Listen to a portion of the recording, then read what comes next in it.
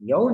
All right, ladies and gentlemen, this is the Legislative Department for Philippine Politics and Governance. Hi guys, once again, this is Sir Pat, and welcome to this video. The outline of this discussion is we'll be discussing the roles and responsibilities of Senate and House of Representatives. We'll be assessing as well the performance of the Philippine Congress. We'll be discussing as well the impact of Congress performance on Philippine development. And we're going to articulate a position or advocacy to a Philippine legislator through a formal letter. So prepare yourselves for this discussion, and the link that I used for this presentation is still officialgazette.gov.ph. Dun lang po tayo sa legit na resources. Okay. So let's talk about the Philippine Congress. Remember this, class. Okay, when we say Philippine Congress, it is a bicameral department. I want you to put in your mind the idea of bicameralism. When we say bicameral, this is composed of two chambers, which is the upper house, all right, and the lower house.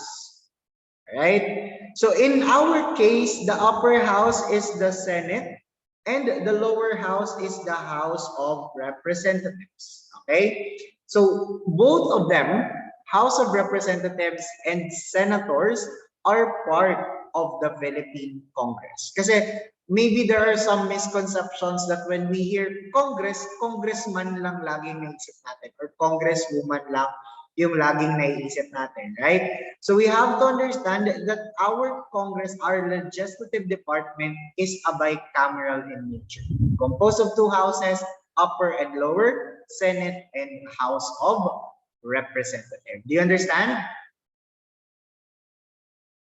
You understand? Can I see thumbs up if you do understand?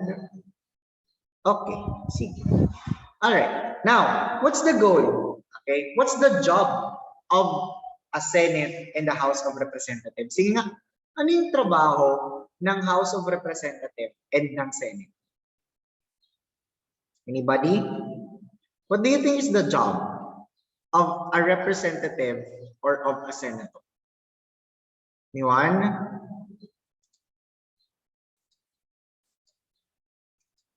Ano yung trabaho ng isang senador at ng isang kongresista? Any wild guess po, Yums? Yes, Lala. Sir, I think po they are tasked to create laws or pass bills po. Very good. Their main job is to pass and author, okay, or authorize laws and bills. Okay? Okay. Well, bills that will eventually become a law. All right? Bakit? Bakit kailangan ng law? How do we define law? Okay? Remember that laws is the entity that limits the movement of the people. Diba? Imaginein mo na lang kung walang batas sa isang bansa, ano yung mangyayari, guys? Halimbawa, walang batas sa Pilipinas, ano yung mangyayari?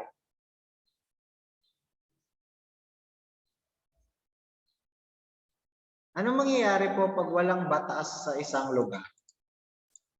Hina ng participation natin, guys, ha? Gising-gising po. Yes, Maxine? Unang-una po, sir, magkakagulo po kasi magkakaroon po ng disagreements among the people as well as po dun sa government bodies po. Okay, so magkakaroon ng chaos. Magiging chaotic siya. Alright? Isipin nyo na nga lang, may mga bansa na may batas na nga, ang gulo-gulo pa rin. What about or what more kung yung isang bansa ay wala silang batas? Diba? And that gives me to another conclusion that it doesn't mean that a country has laws. It is equal or just it is equal and merong social justice. Okay? So yun yung trabaho ng mga mambabatas. That's why when we assess senators, okay? When we assess congressmen, ano po, during elections, we have to take a look at the past bills, the past author or authorized laws or principally authored laws. Kasi ito yung main job nila in the Senate and in the Congress. Hindi po sila magpapatawa sa Senado. That's one. Hindi po sila sasayaw sa Senado. Okay? Hindi po sila kakanta sa Senado. Alright? So during campaigns, hindi po yung mga senators is backup dancers ng Vice President and President during campaigns, ha?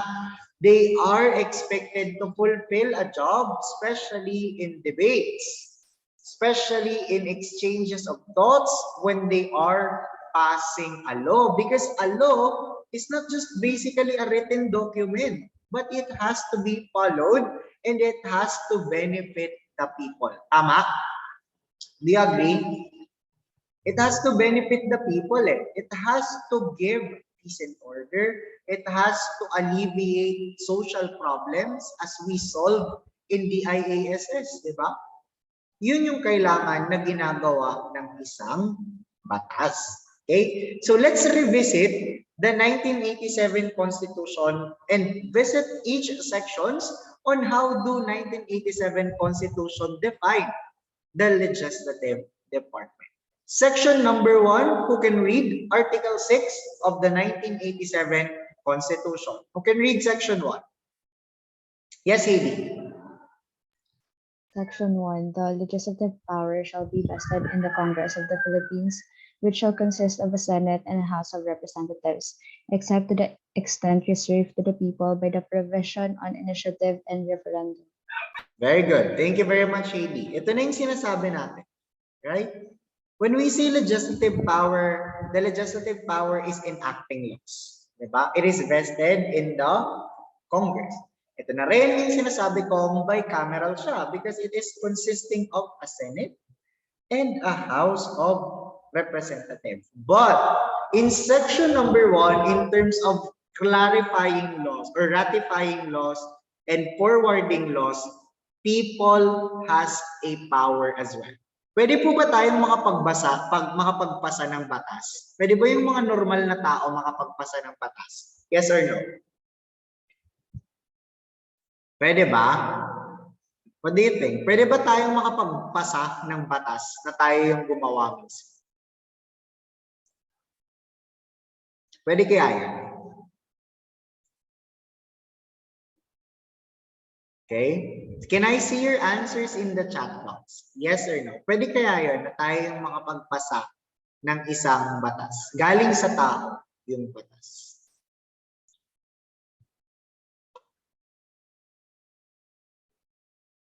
Ano sa tingin niyo? Pwede kaya yun?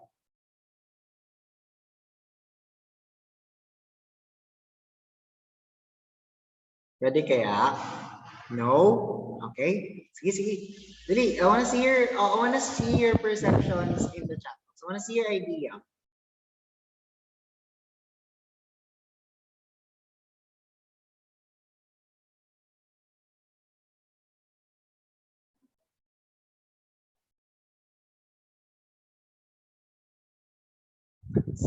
Section 1 pa lang, na-challenge. Section 1 pa lang tayo mga bakla, may 29 pa. Okay? No, no. Sige, sige, sige. What about the others po? No? Okay? Good, good. No? No? No? Question. Sige. Another question. Get your answers. Thank you po. Good job. Another question. What if the Congress fails to meet the needs of the people? Kanino tayo tatakbo?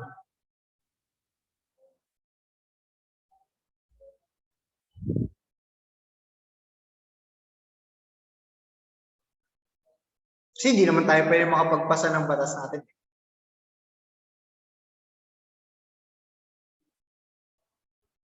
What do you think is the answer to that question? What if Congress fails? Let's say, for example, when I say failed, Congress laws is anti-poor, creates chaos, doesn't resolve social problems. Kaya tayo tatakbo. Sige nga. Any idea? Anybody who wants to speak up? Carlene, what's your thought?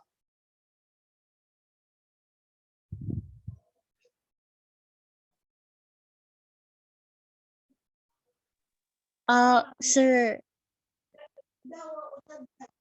kanina, ako ba? Oo, Beb, may ibang Carlene. President po? Takbo ka kay President. Sige. President. Sige, go lang. President. Wala nang batas na maayos. Anong gagawin namin? E paano kung tropa ng President yung Congress? Kayo katatakbo Supreme Court. Question. Another question. Ano yung form of government natin? Isn't it that we live in a democracy? Tama? What's the concept of the democracy? Na kanino yung power? People po. Good. Tama. And during election, we transfer the power to whom? To our representatives in the election. To the executive, legislative, and branches. Tama? Ine-elect natin sila via suffrage. Tama po? Tama ba? So, paano tayo babalik sa democracy?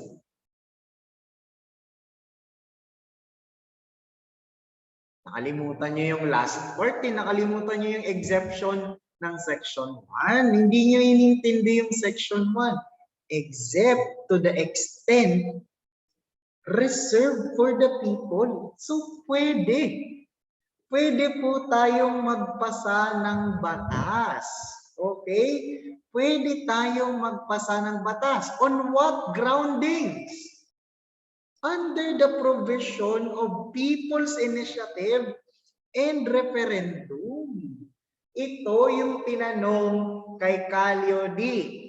Calio D, may batas na bang naipasa ng tao through People's Initiative? Sisimulan ko ang sagot. Ito yun. Okay? We are still given by a power and reservation of the Constitution to enact a law. And that is through People's Initiative and Referendum. Yan. Naintindihan? Naintindihan po? So yung answer, pwede. Okay? Pwede po tayong makapag-enact ng batas. Pag tinanong ka, on what grounding? People's Initiative and Referendum. Okay, wow, may isi-share siya. May isi-share siya sa sa pinsan niya. Magmumukhang matalino, alam mo kung pwede kang pumagpasa ng batas. Okay? Alam paano? On the groundings of People's Initiative and Referendum. Nakuha? Question? Clarifications? Yan. Sige. Now, let's proceed to section 2, qualifications of a senator. Okay? Sabi dito, the numbers of senators, section 3 pala yun. The Senate shall be composed of 24 senators who shall be elected at large by the qualified voters of the Philippines as may be provided by the law. Same voting by popularity or popularity votes. Okay? When we say majority is yung pinakamaraming accumulated votes, ano po? Siya yung nagiging senators. Okay? So kung makikita ninyo, may mga elections na 12 senators lang yung ine-elect. Tama? Diba? Sabi mo, sir, ba't 24? Bakit ganyan? Bakit sa tingin nyo ganyan? 12 lang yung ine-elect nating senators, pero 24 yung kailangan na nasa Senado. Gusto nyo malaman yung sagot? Sige, mamaya sasabihin ko sa inyo yung sagot. Okay? Punta muna tayo sa qualifications ng senator. Lista nyo yung question na yun, ha? Bakit 24 yung kailangan na senador, pero may mga elections na 12 lang yung ine-elect? Okay? Section number 3, qualifications. No person shall be a senator unless he, 1, is a naturally born citizen. Again, concept of acquiring citizenship, 2 concepts, whose soli, whose sanguinis, following principle of whose sanguinis or by blood. Okay? Your mother and father should be both Filipinos. Okay? And on the day of the election, at least 35 years of age. 35 years old. Okay? May try si Darius. Mamaya, sige, susubukan natin, Darius, titingnan natin kung tama yung answer. Okay? Also, basic literacy, another one, able to read and write. Okay? Number 4, registered voter. Okay? And number 5, a resident of the Philippines for not less than 2 years immediately preceding the day of the election. So ito po yung mga qualifications ng isang senador as mandated by the 1987 Constitution. Okay? Lista yan ha? Sige. Now, let's proceed. Section number 4. Ito na. Dito na natin masasagot yung problema ng section number 2. Ano nga ulit yung problema natin? Ano nga ulit yung question natin? Sino makakapag-recall? Sino nga makakapag- Sige, Heidi, ano nga yung question natin? Bakit po 12 senators lang yung na ano po pag-election? Okay. Bakit may mga elections, Sir Pat, na 12 senators lang yung kinakailangang ma-elect? Okay? This happened 2019. Okay? 2019 elections. Okay? Basahin muna natin yung section 4. Okay? Term of office. The senators shall be 6 years and shall commence, ano po? Okay? Unless otherwise provided by law at noon on the 30th day of June on the next following their election. Sige. May ako kayo example para maintindihan nyo yung question natin. Okay? Walang appointment na nangyayari ha. Hindi po siya ina-appoint ng president kasi bawal naman si president pag-appoint ng senador eh. Okay? Wala pong ganong kapangyarihan yung president. Remember, sa executive branch, wala siyang ganun. 6 years yung term. For example, si Sir Pat tumakbo ng senador 2016. Nagbudots-budots ako. Panalo. 2016, senator. Yes. Kailan yung next election ng senator? 2019. Every 3 years, right? 2019. Ako ba na nagbudots-budots noong 2016 na nanalong senador, kailangan kong magre-elect sa 2019 election? Yes or no? Kailangan ko ba magre-elect sa 2019 election? Yes or no? Sige, type niyo sa chat box dali para makita ko yung POV niyo. Kung ayaw niyo, thumbs up na lang para mabilis. Kailangan ko ba magre-elect for 2019 elections? Okay? What about the others po? Ano ba? Hindi na nga kayo magsasalita. Thumbs up na lang mo. Kailangan ko ba magre-elect for 2019 elections? Yes or no? The answer is no. I don't need to re-elect for 2019 elections. Okay? Bakit? 6 years ang term ko. Okay? 6 years ang term ko. Bakit nag-i-elect ng 2019 elections for senators? Okay? Bakit nag-i-elect? Yung mga nag-expire noong 2030. Yung term ang kailangang bumalik dito sa 2019. Kuha? 3 years, di ba? Okay? Sorry, not 2013. Tama, 2030. Okay? Yung mga nanalong senador noong 2030 hanggang 2060. Okay? Hanggang 2019, ilan yun? 6 years. Tama ba? 3 years. O tama, 6 years. Okay? 1 full term of a senator is 6 years. Okay? So nag-overlap po kasi siya. Kaya may elections na 12 senador lang yung kailangan na manalo. Naintindihan po ba?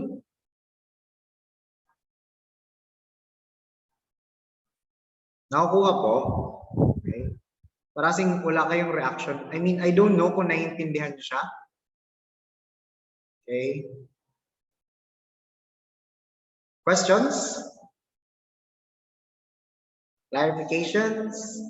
So, ganun siya. Okay? So kung makikita nyo, so kung ako 2016 naging senador, 2019 hindi ko kailangang mag-re-elect, okay? Pero may election dyan. Pag 2022, expire ang term ko. Expire ang 1 full term ko as a senator. Kasi nga, 6 years siya. Okay? Next question. Pwede po ba mag-re-elect ang senador?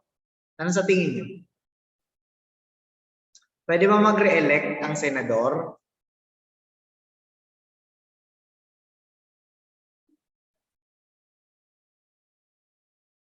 Hello guys, nandyan pa ba kayo? Hello?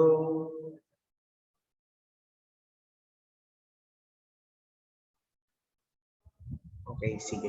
I mean, alright. Okay, sige. Gawin yung trip nyo. Alright, sige. So, wait lang. Diretso tayo. So, ito, yung term of office niya, 6 years. Okay? And shall commence on June 30. Upo siya, 12 months. Right? Sige. Next, no senator shall serve for more than 2 consecutive terms. Alright? Meaning to say, pwede siyang mag-re-elect. The answer to that question is yes. Pwede siyang mag-re-elect for so long na 2 consecutive terms lang. Okay? Example, the case of Risa Contiveros. Okay? Nanalo siyang 2016. Okay? And then pwede pa siyang mag-re-elect for 2022. Kung nakikita niyo siya, 2 consecutive terms. Okay? And then, for example, voluntary renunciation. Let's say, yung voluntary renunciation, nasa 2016 ako, 2010, nanalo ako or 2013, nanalo ako as senator. Okay? So, 2019 pa mag-expire yung term ko, pero natamaan ako sa 2016 elections. Pwede ako mag-voluntary renunciate ng aking term and run for president. But just in case that I will be defeated and I will not succeed as a president, I can continue my term in the Senate. Why? Because voluntary renunciation of the office for any length of time shall not be considered as an interruption. Okay? In the continuity of his service for the full term for which he or she was elected. One example of which is Senator Grace Poe. If you're going to take a look at, natalo siya noong 2016, pero 17 to 2019, senador pa rin po siya. Okay? Nagli-lead pa rin siya ng mga interpellations. Okay? So yung voluntary renunciation is ganun po yung concept niya. Okay? Next. Section 5, the House of Representatives shall be composed of not more than 250 members. Dito tayo sa House of Representatives. Not more than 250 members, kasama na dyan yung party list and yung representatives per districts. Okay? And it is defined as a legislative district is defined as a portion among the provinces, cities, and the metropolitan Manila in accordance with the number of their respective inhabitants or population. And the basis of the uniform progressive ratio is the population as well, and those who, as provided by the law, shall be elected through a party list system or registered national, regional, and sectoral parties or organization. Yung party list system is basically, dito nyo makikita yung nationalista party, yung minsan yung iba tumatakbong independent, yan. Yung mga Partido Federal, yan, PDP Laban, for example, Liberal Party, yan. Funny lang, yan. Mga party list system. Okay? Next, section 5 still in number 2, the party list representative shall constitute 20% of the total numbers of representatives, including those under the party list. When we say party list, guys, if you're familiar with napakaraming party list na nagka-campaign, Bicol Saro, AK Party List, Kabataan Party List, Anak Bayan, Gabriela.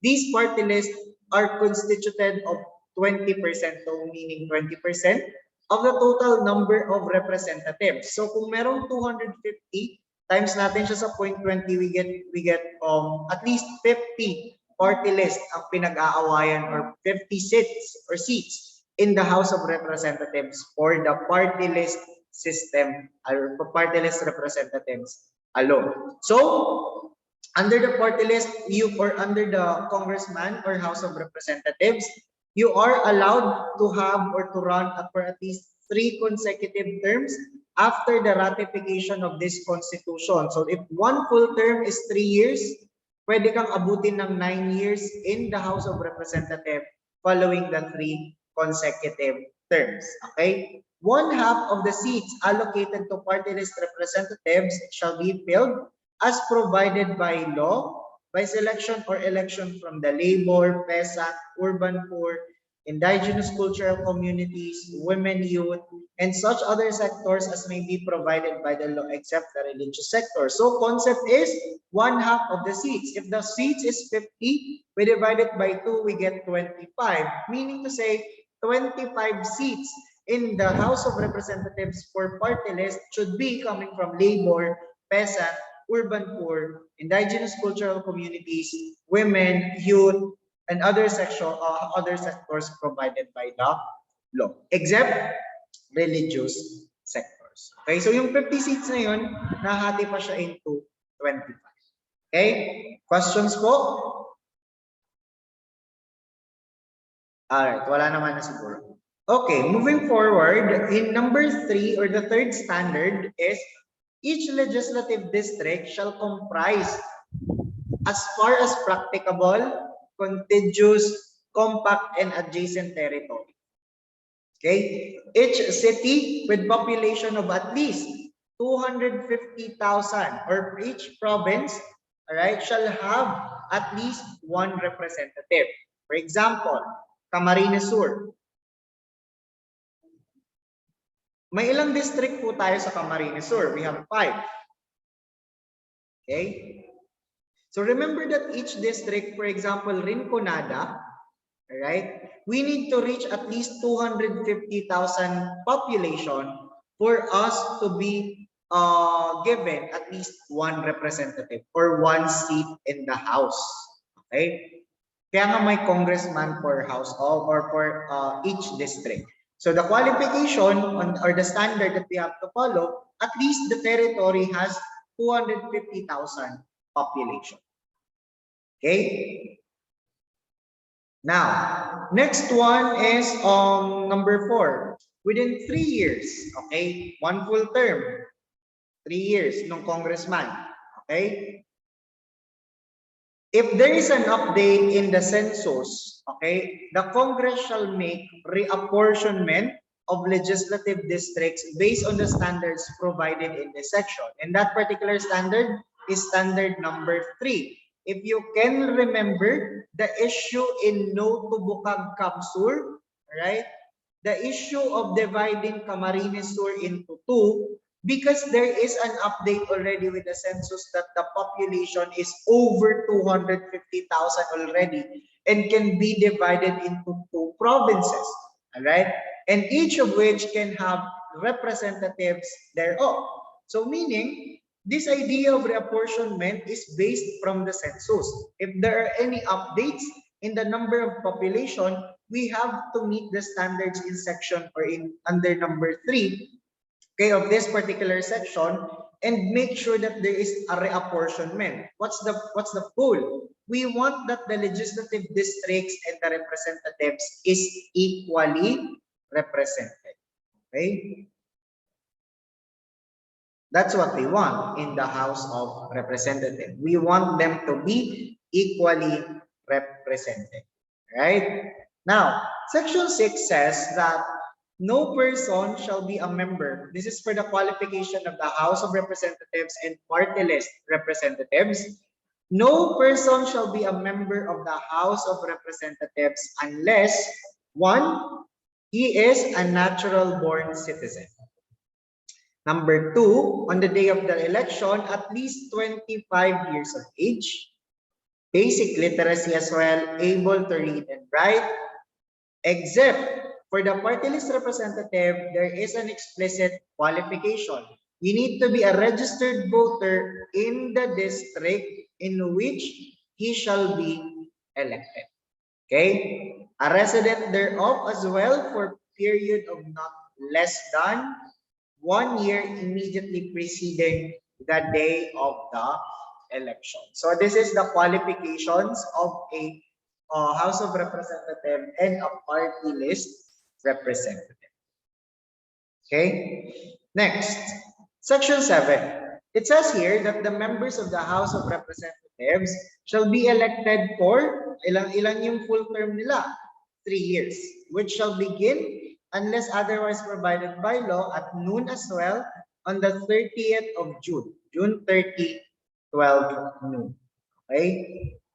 Magsisimula ang termino ng mga kongresista at mga party list representative. Each full term is 3 years. Okay? Yun yung 1 full term po nila. Okay? Next, no member of the House of Representatives shall serve for more than, ito na yung sinasabi ko kanina, not more than 3 consecutive terms. Okay? The same concept of voluntary renunciation, okay? Voluntary renunciation of the office for any length of time shall not be considered as an interruption in the continuity of his service for the full term for which he or she was elected. Okay? Ayan. Section 8. Unless otherwise provided by law, the regular election of the senators and members of the House of Representatives shall be held on the 2nd Monday of May. We're going to take a look at in the 2022 calendar. May 9 is the 2nd Monday of May. So we still do follow the law. Okay. Next, Section 9. What will happen if there is a vacancy in the seat, Senate position, right? What will happen? There will be a special election, okay, that can be called by the Commission on Elections to fill the vacancy. However, on that particular vacancy, the person who will be elected on that special election will only assume the term or the unexpired term of that senator. So let's say, for example, I won 2016 senatorial race, and then I have completed 3 years of my term, but on 2019 I got ill and died. I still have 3 more years until 2022. Okay, so there should be a special election that should be called, and that person who will win the special election will only assume my last 3-year term. Okay? Yun lang yung kailangan niyang i-assume. That's what we mean when we say unexpired term. Alright? You cannot fully assume the 1 full term kasi yung first 3 years po is already expired. Okay? You understand? Sige. Next, number 10. Ito na. Funny lang kasi when we are forwarding increase or salary increases, Congress ang nagpapasa ng batas na to. Pero the question now would be, sir, what if the Congress wants to pass a bill or law that would increase their salaries into 250,000 pesos per cut-off? Would that be possible? What does the Constitution says? The salaries of senators under Section 10 and members of the House shall be determined by law. Again, sinong gumagawa ng law? Sila. However, the limitation is no increase in said compensation shall take effect until after the expiration of the full term of all the members of the Senate and the House of Representatives approving such increase. Okay? So for example, 17th Congress, hindi pa nag-expire yung term nila, alright, in the 17th Congress, then they want to pass a bill of increasing the salary. That's not possible. Okay? Because who will do that should be the 18th Congress already. Okay? This term should expire first before they can pass a bill or a law that would increase the salary of these legislators. Okay? Kaya nga may 17th Congress, may 18th Congress. That's the full term that we are talking about. Okay? Can you still follow? Nakakasunod pa po ba ang mga tao? Any questions? Or Sir. nakakapaggamit na ba? Yes, may question po. Sir, wait lang po. Sinusulat ko po.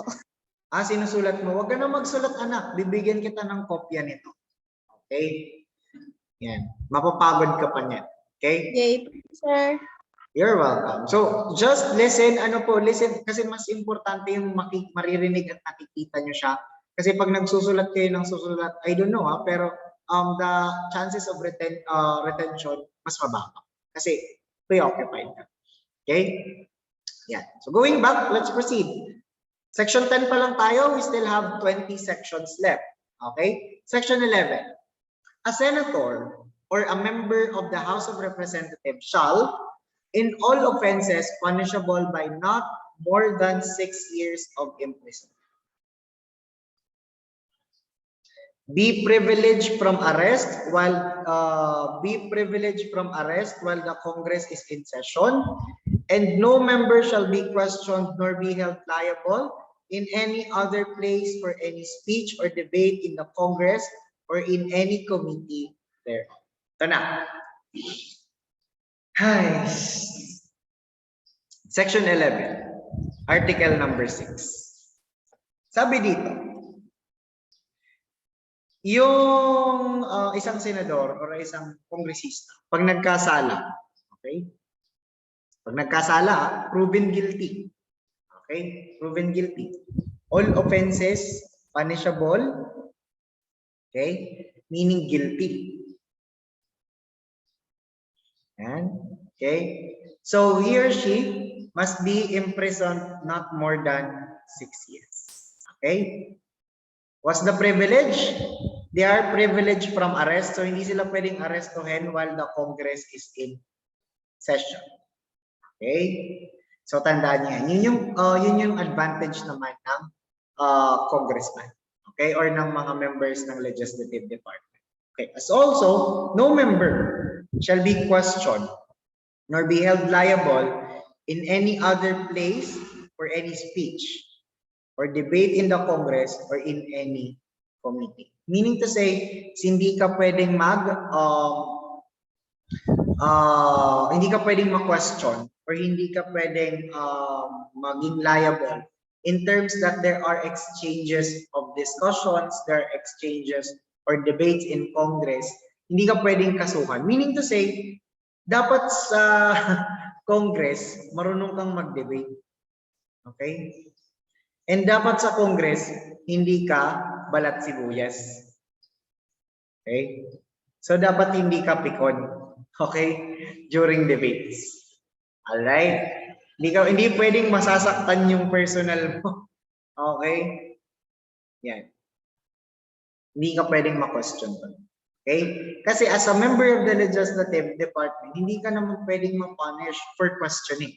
Kasi nga you're doing interpellation. Okay? So yan yung pakakatandaan. Right? Kaya lang may isang senador na nakakulong hanggang ngayon, hindi pa rin na-prove na guilty. Yung na-prove na guilty, malaya. Charot. Okay, section number 12. All members of the Senate and the House of Representatives shall, upon assumption of office, make a full disclosure of their financial and business interests. Full disclosure. Ito na yung sinasabi ng isang presidente na tumatakbo na dapat hindi lang siya sa legislative department but all members of the government. Full disclosure. Bakit? We want transparency. Okay? We want transparency.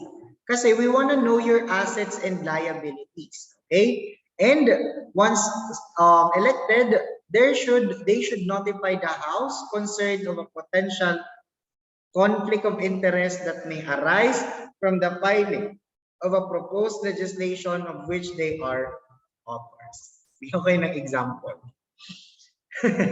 Si Senator Juan, okay, may business pa lang, hindi ko papangalanan yung business ha, may business pa lang housing and subdivision. Okay. May subdivision. Yan. Ganda. Okay? Subdivision. So si Senator, anong sabi ni Consti? Kailangan may full disclosure. Ano to? What's the nature? Okay? What's the nature of the business? Ano yung assets? Okay? What's the income? Yan. Okay? Bakit? We want to avoid conflict of interest. Okay? Bakit? Saan papasok yung conflict of interest? Sa loss. Okay? Kasi pag hindi yan lumabas, gagawa lang ako ng gagawa ng batas na advantageous sa business ko, which is housing. Yan. Diba? So yun yung iniiwasan natin. Kasi we want to make sure that there's no conflict of interest when you are proposing legislation. Especially kung ikaw ang author. Okay? Naintindihan? Ganun yan, ha? Ganun po dapat yung konsepto yan. Kaya po merong full disclosure. Kasi merong dapat transparency. Right? Yan. Next, in section 13, mga ano na to, mga provisions na naglilimit sa power ng member of the House and the Senate. Okay? No member of the Senate and the House may hold any other office or employment in the government. Okay? Or any subdivision, agency, or instrumentality thereof, including government-owned or controlled corporation or their subsidiaries during his term without forfeiting his seat. Neither shall he be appointed to any office which may have been created or the emoluments thereof increased during the term for which he was elected. Sabi sa section 13, malinaw po na hindi ka pwedeng magkaroon ng any other office or employment in the government. Okay? Pag senador ka, bawal po yung side hustle. Ha? Okay? Diba?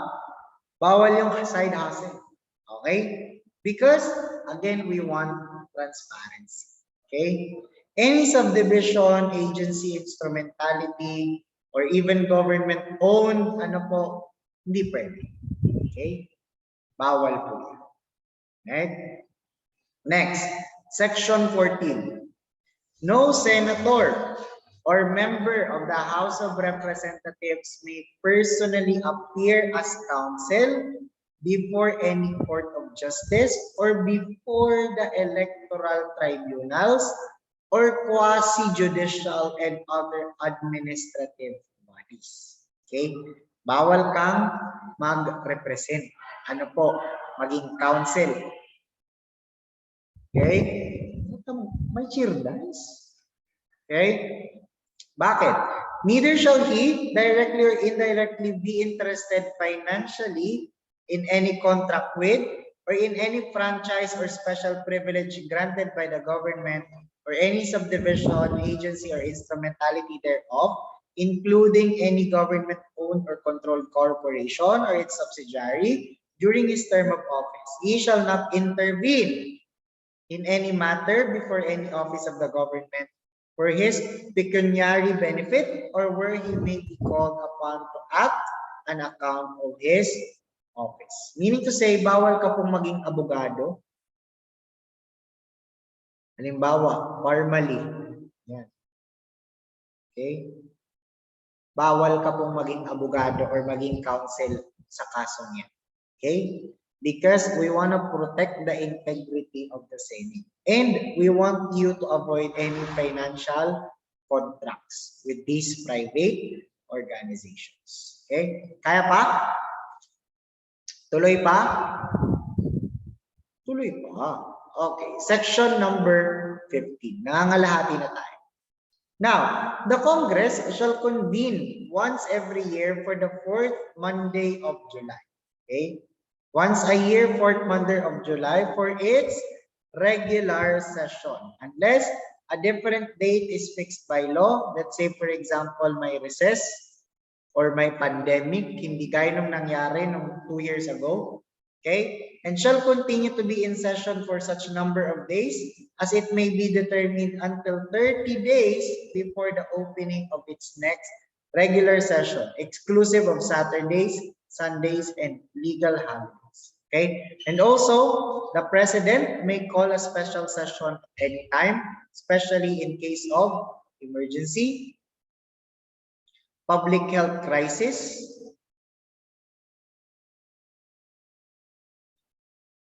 terrorism, and invasion.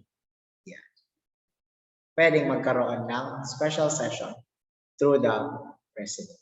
Okay? So, kailan yung next regular session nila? Kung July. Kailan yung start ng regular session? Ano yung fourth Monday or tawag nito? Fourth Monday of July. Sige nga, tingnan nyo nga sa 2022. Ano yung fourth Monday of July? Tingnan natin.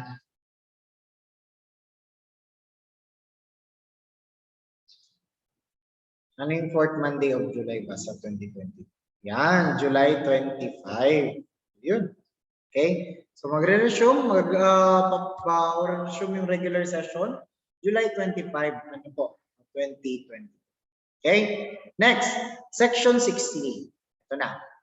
The Senate shall elect its president and the House of Representatives shall elect its speaker by majority vote of all its respective members. Two things or two types of majority vote na ginagamit sa Senate and the Congress could be 50% plus 1 or 2/3 of the quorum. Yan yung ginagawang majority vote. Okay? Nagkakaroon lang ng voting pag merong quorum. Okay? So they need to elect Senate President and House Speaker.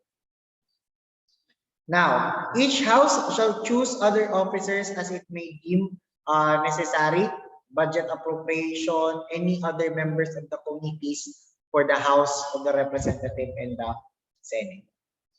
Also, a majority of each house shall constitute, ito na yung sinasabi ko, majority shall constitute a quorum. Again, a quorum is 2/3 of the entire population or 50% plus 1 can be a quorum to do business. Okay? When we say do business, pwede silang makapag-decide, pwede silang makapagpasa, pwede silang makapag provide ng decision for so long na may quorum.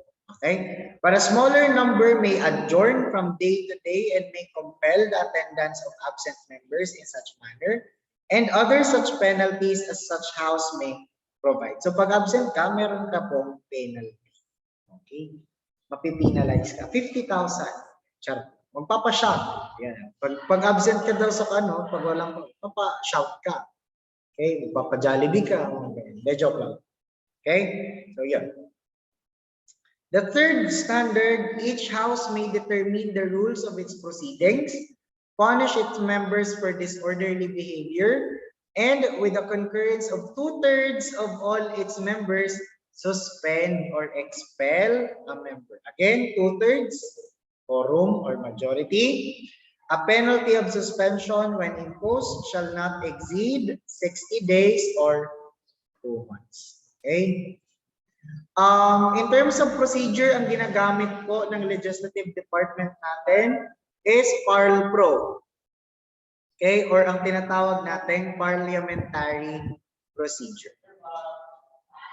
Okay? Yan yung procedure na ginagamit sa Senate. Okay? PARLPRO. Right? Sorry.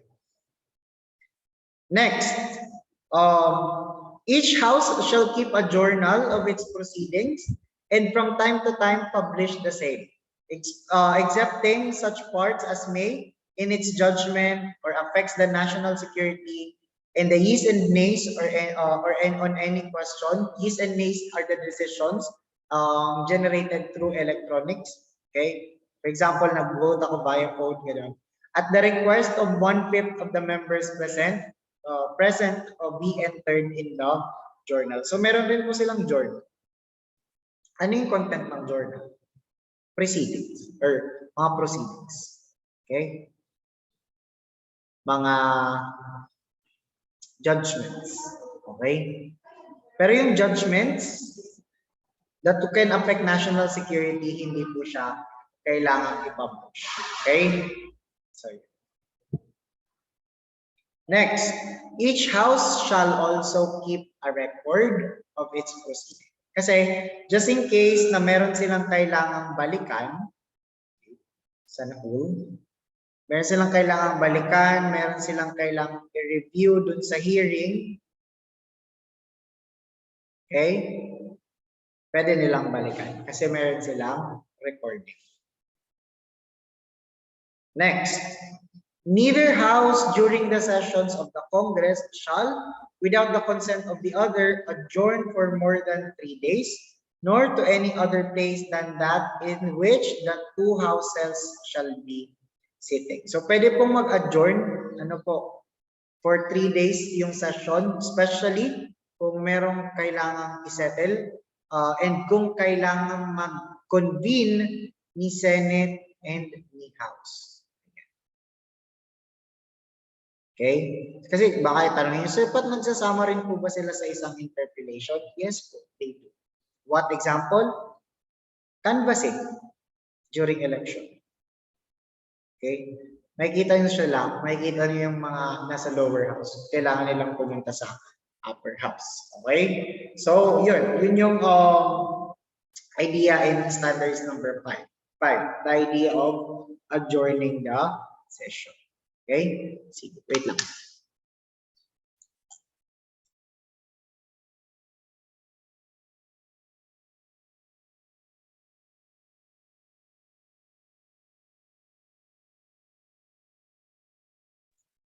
Okay, so moving forward, in section 17, the Senate and the House of Representatives shall each have an electoral tribunal. Okay, bakit? Kasi nga kung may electoral protest, okay, sino mag-hear? Legislative. Okay, kailangan meron silang electoral tribunal because they are the sole judge of all contests relating to the election, returns and qualifications of their respective members. Let's say, for example, si candidate number 1. Hindi, panalo ako, recount. Legislative. Okay? Wala, appeal, recount. Legislative. Okay? What they will do is they will recanvass the votes, okay? Na naandun or present, ano po, na sinabmit sa Congress, and they will judge, ano po, kung valid ba yung contest, totoo ba, proven ba, or okay?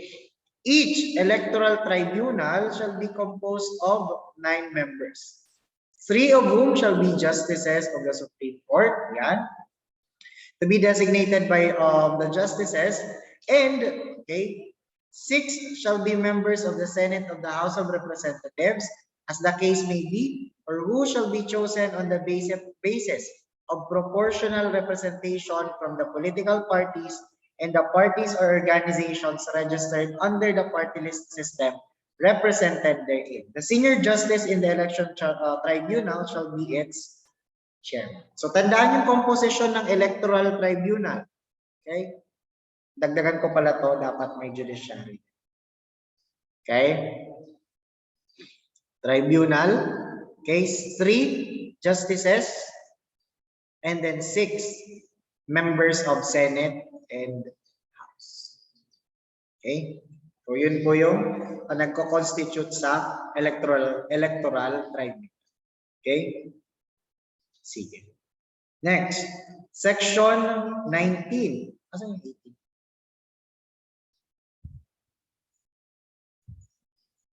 Sige, section 19 muna tayo. Naumik ko ata yung section 18. The electoral tribunals and the commission on appointments shall be constituted within 30 days after the Senate and the House of Representatives shall have been organized with the election of the President and the Speaker.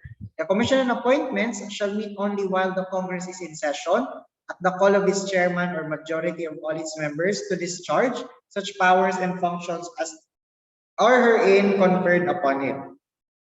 Nag-elect na ng electoral tribunals and then nag-elect na rin ng Senate President and ng Speaker. Sino yung mag-appoint sa kanila? COA. Okay? Saan sila susumpa? COA. Okay? So they will pledge in COA for President, Senate Presidency and House Speaker.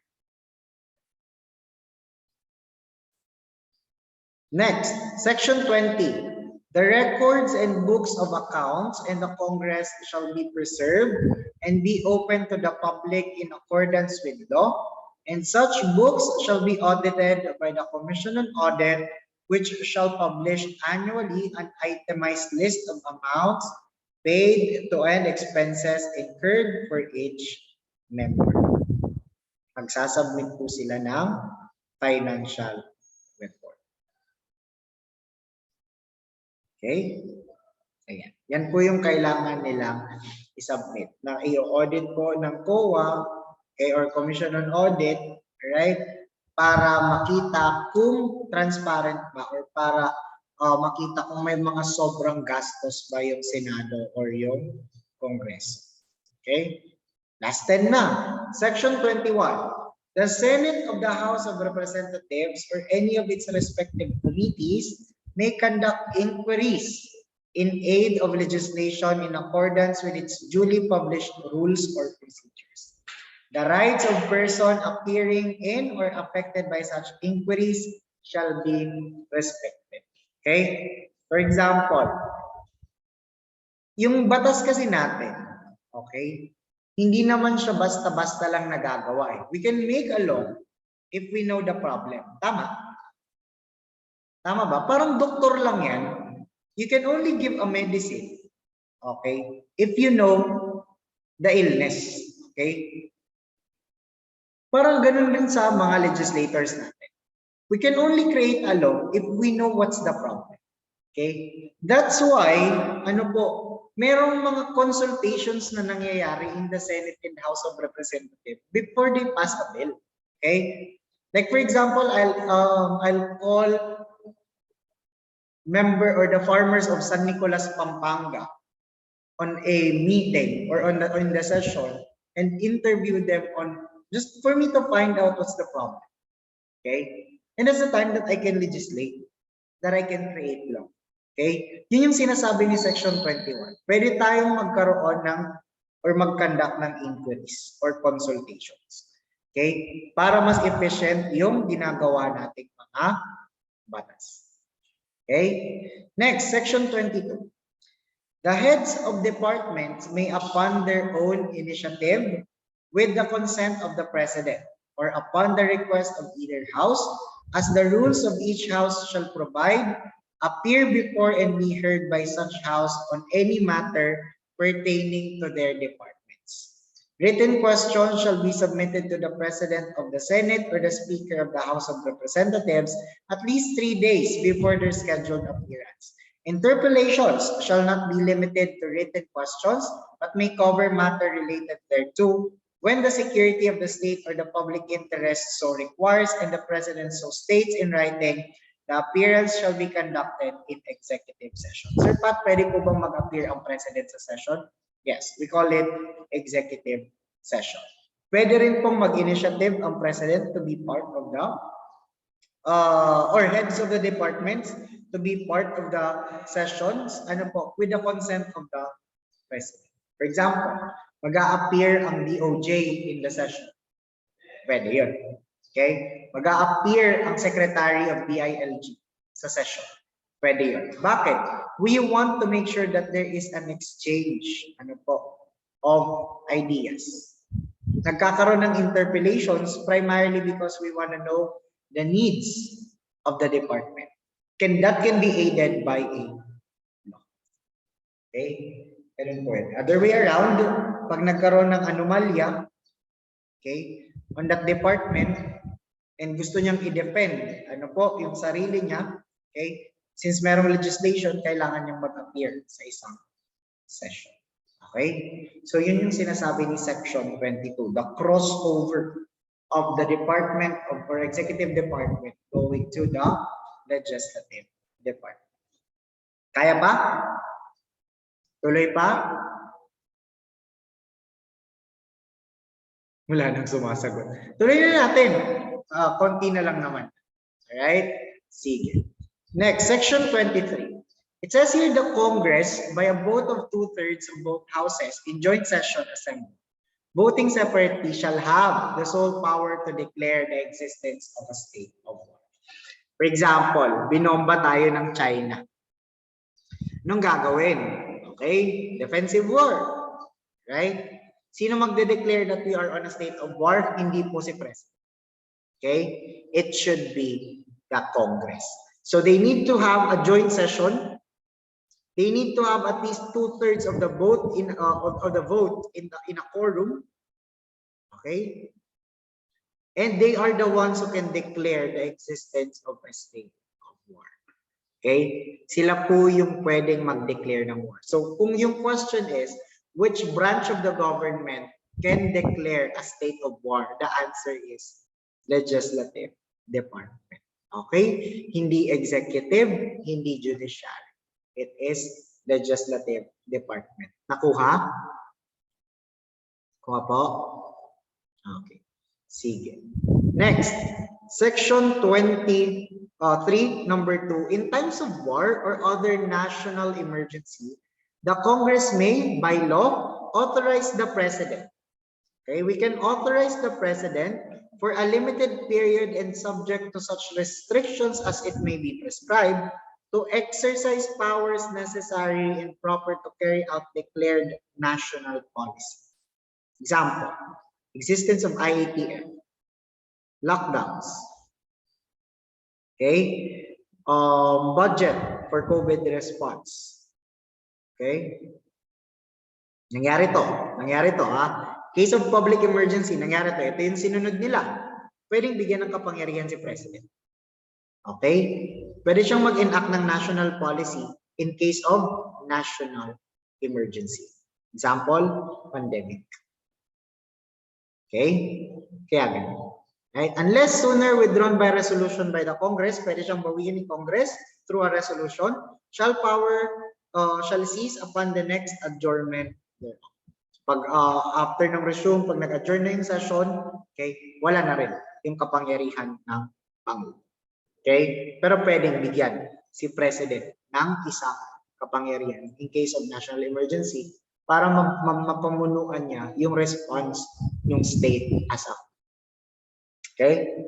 Next, Section 24. All appropriation, revenue, tariff bills, bills authorizing increase of the public debt, bills of local application, private bills shall originate exclusively in the House of Representatives. Exclusive, ha?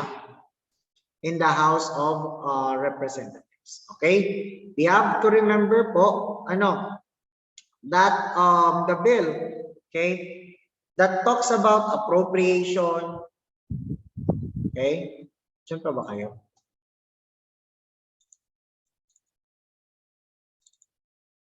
Guys, are you still there? Ayan, medyo nawala yung Zoom ko. Ayan.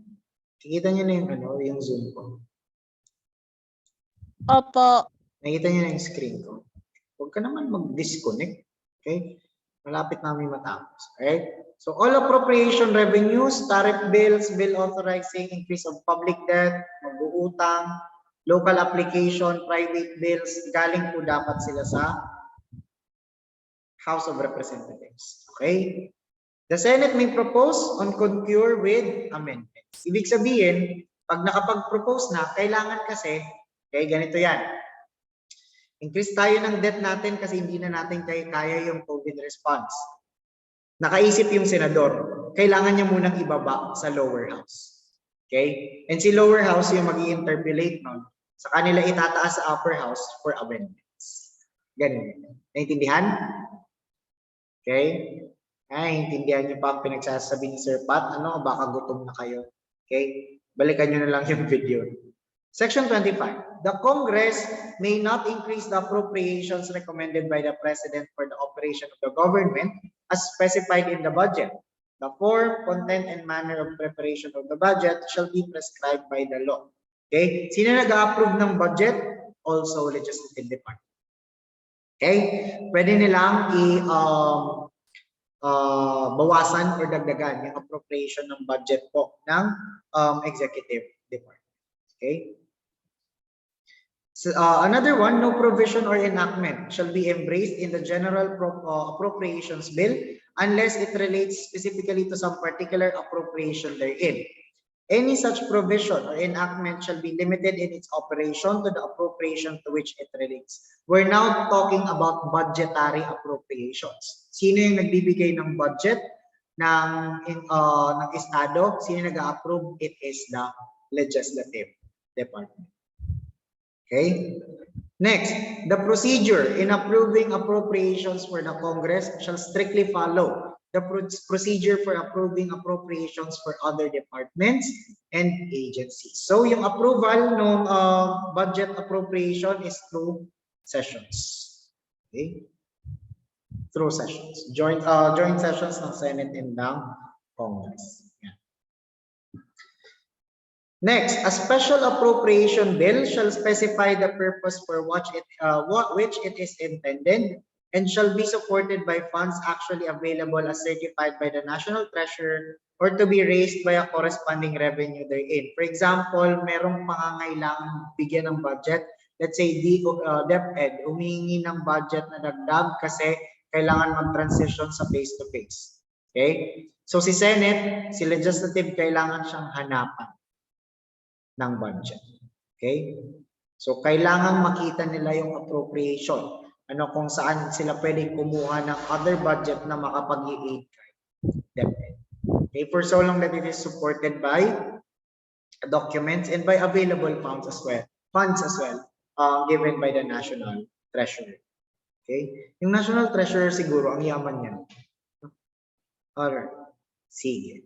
Number 5, no law shall be passed authorizing any transfer of appropriations. However, the President of the Senate, the Speaker of the House of Representatives, the Chief Justice of the Supreme Court, and the heads of constitutional commissions may, by law, be authorized to augment any item in the general appropriations law for their respective offices from savings in other items of their respective appropriations. They can reduce.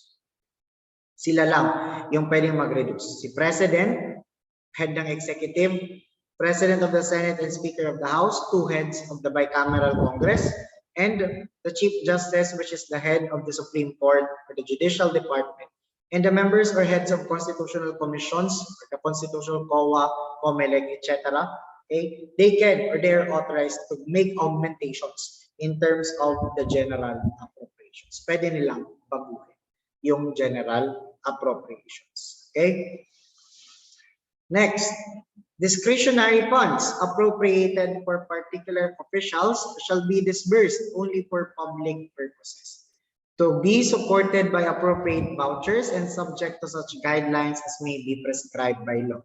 Hindi mo pwedeng gamitin yung budget in your private purpose. Hindi pwedeng i-invest sa business mo. Okay? Hindi pwedeng gamitin mo for your personal use. Okay? Next. The next one, if by the end of any fiscal year, the Congress shall have failed to pass the general appropriation bill for the ensuing fiscal year, the general appropriation law for the preceding fiscal year shall be deemed reenacted and shall remain in force and effect until the general appropriation bill is passed by the Congress. Let's say 2022 budget. Okay, hindi na aprobahan, hindi natapos i-hearing, ano yung mag-re-enact for the 2022? Yung 2021 budget allocation. Nakuha? Magbabago lang ito kung may pasa na yung 2022 budget appropriation. Okay? So yun yung magte-take effect and yun yung mag-i-enforce. Alright? Next. Section 26. Every bill passed by the Congress shall embrace only one subject which shall be expressed in the title thereof. We have three written how we write a bill. Una po, how do we write a law? Magsisimula muna siya sa bill. Okay? Reading, and kailangan niyang pumasa ng 3 readings. Okay? Saka siya magiging law upon the approval of the executive.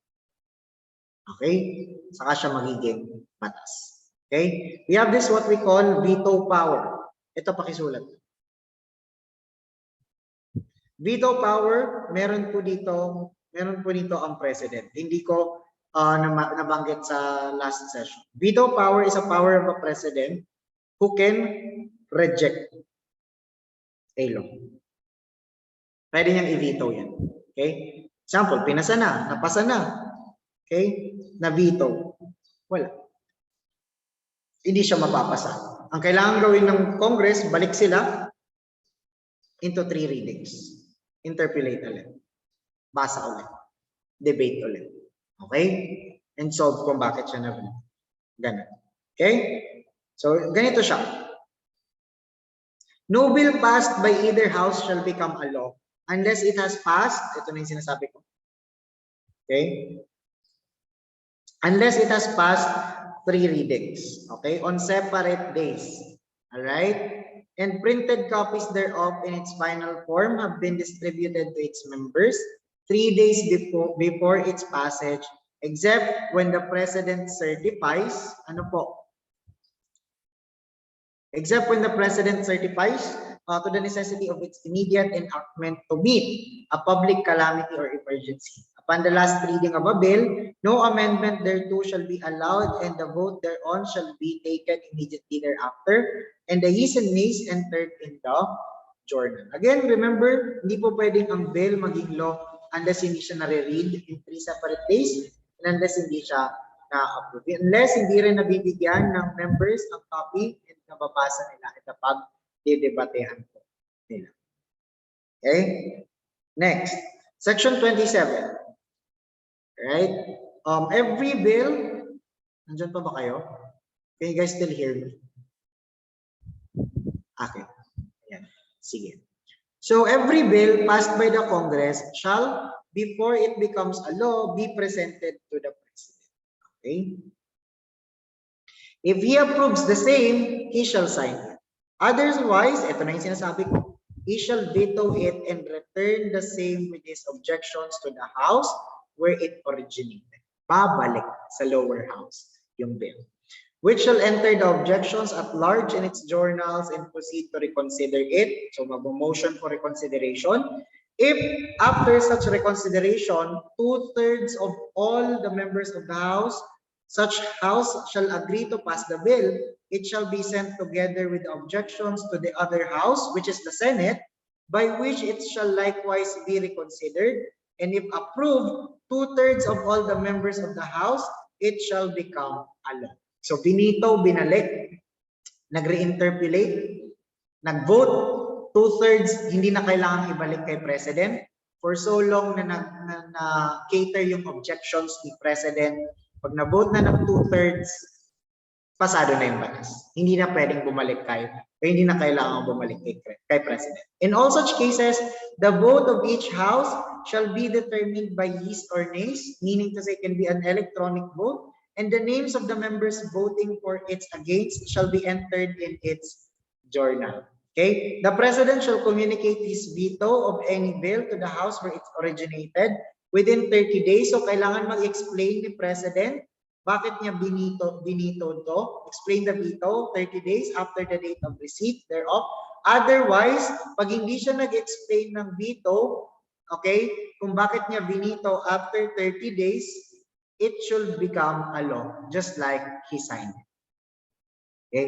Or for example, hindi niya binito pero, okay, hindi binito, pero hindi rin pinirmahan. Okay?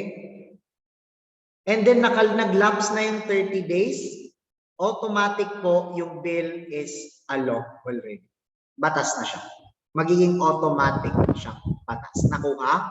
Hindi binito pero hindi pinirmahan. May 30 days na kailangan, ano po, afterwards, pag nag-lapse yun, patas na po yung pinasa ng legislative. Okay? So, ganun po yun. Right? So, yung journal, baka naililito kayo sa journal. This is an account of the proceedings. Okay?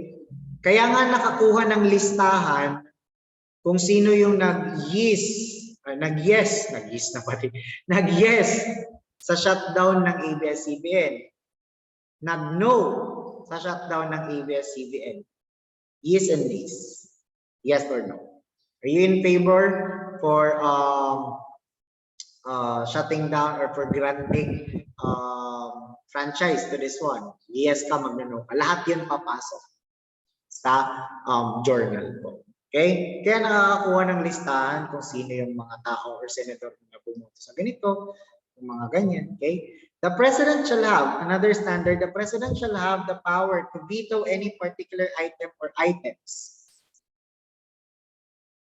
in an appropriation, revenue, or tariff bill, but the veto shall not affect the item or items to which he does not object. For example, 2022 budget, ang binito niya lang is yung budget for AFP.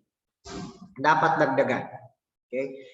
So kung ito lang yung binito niya, hindi maapektuhan yung budget ni DepEd, ni CHED, etc. Okay? Diretso pa rin ito. Okay? So ang kailangan lang nila is yung kay DOD. Palitan yung or mag-interpolate ng budget appropriation. Okay? Section 28, Rule of Taxation shall be uniform and equitable. The Congress shall evolve a progressive system of taxation. Okay? Kanino naggagaling yung Rule of Taxation? Legislative Department rin po. Okay? Next. The Congress may, by law, authorize the President to fix within specified limits and subject to such limitations and restrictions as it may impose tariff rates, import and export quotas, tonnage and wharfage dues, and other duties are imposed within the framework of the National Development Program of the government. So pwede po ditong magtulungan ang legislative and executive on how are they going to forward international and economic policies, especially that would require the national development or that would affect the national development program of the government. Charitable institutions, churches and parsonage or convents, appurtenance thereto, mosques, non-profit cemeteries, lands, buildings, improvements actually directly and exclusively used for religious, charitable, or educational purposes shall be exempted, okay, from the rule of taxation. So wala pong tax yung public schools na land, walang tax yung mosques, walang tax yung churches. Okay?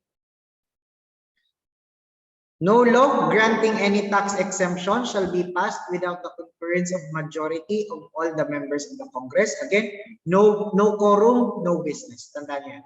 No quorum, no business. No majority, no business. Okay? Section 29, no money shall be paid out of the treasury except in pursuance of an appropriation made by law. Di pwedeng mag-release ng budget si National Treasury unless hindi approve yung budget of appropriation. Okay?